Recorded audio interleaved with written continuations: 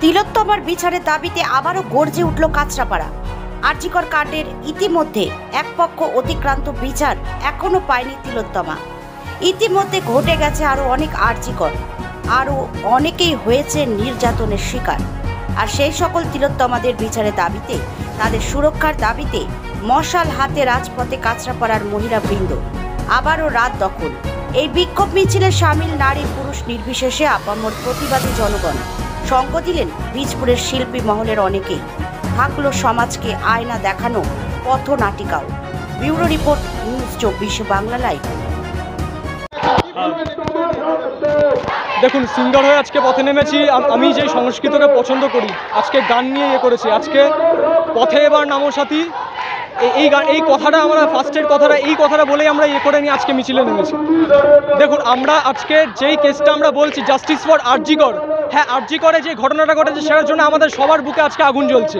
কিন্তু সেই আরজিকরের ঘটনাটা পরবর্তীতে এতগুলো যে র্যালি হয়েছে, বর্ধমানে যে র্যালিটা হয়েছিল, সেখান থেকে ফেরার পথে একটা মেয়ে ধর্ষিত, সেই মেয়েটার কথাটা আমরা, সেই বিচারটা আমরা চাইছি আজকে। ঠিক আছে, সেই বিচারটা আমরা চাইছি। এবং পরবর্তী আমাদের আগের 7 দিনে, এই যে কটা 7 দিন গেছে, সেই সপ্তাহে পর আমাদের টোটাল ধর্ষণের খবর আমাদের কাছে এসছে এবং গোটা নেট দুনিয়ায় এটা ছড়িয়ে গেছে। সেই যে 7টা ধর্ষণ পরবর্তী এই রাজ্যকরের পরে হয়েছে, সেই 7টা ধর্ষণের জবাব আমরা পেয়েছি হাতে। আমরা সেই 7টা ধর্ষণের জবাব আমরা পাইনি।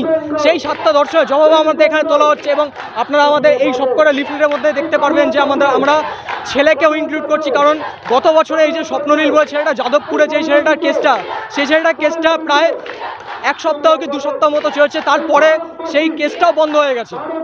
সেই কেসটায় লোকে আর মাথা ঘামায়নি। হ্যাঁ, ছেলেরাও ধর্ষিত হন, ঠিক আছে, ছেলেরাও ধর্ষিত হন, মেয়েরাও হন। মেয়েদের কেস আমাদের চোখে আসে, কিন্তু ছেলেদের কেসও আসে না। সেই ছেলেদের কেসটাও আমরা তুলে ধরছি আজকে। বাচ্চা শিশু, 7 মাসে বাচ্চা শিশুও ধর্ষিত।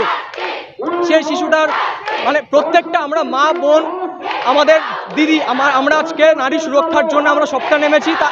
তার সাথেও আমরা শিশুদের সুরক্ষার জন্য নেমেছি, আমরা সেই ছেলেগুলোর সুরক্ষার জন্য নেমেছি। যারা আজকে এই নরকের রাজ্যে, এই নরকের রাজ্যে আজকে তারা এইসবের শিকার হচ্ছেন। আমার নাম অর্ঘ্য চক্রবর্তী।